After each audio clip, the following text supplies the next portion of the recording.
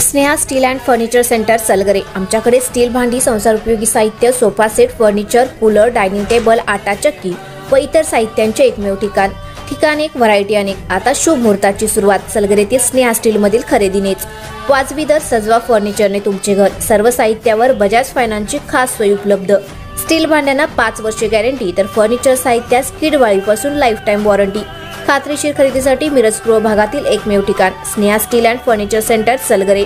आमचा पत्ता रवींद्र वस्त्रनिकेतन शेजारी सलगरे। संपर्क 90 96 25 91 38।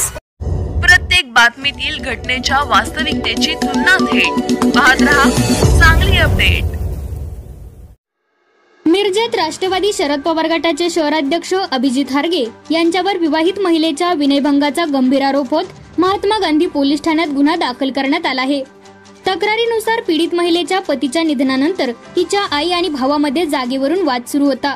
हा वाद मिटवण्यासाठी हार्गे यांनी संबंधित महिलेला बोलावून घेतले। त्यानंतर तिला कारमध्ये बसवून विनयभंग केल्याचे महिलेने तक्रारीत नमूद केले आहे। यावेळी हार्गे यांच्यासोबत असलेला आकाश कांबळे यांनी या प्रकाराचे मोबाईलवर व्हिडिओ चित्रण केल्याचा आरोपही करण्यात आला आहे।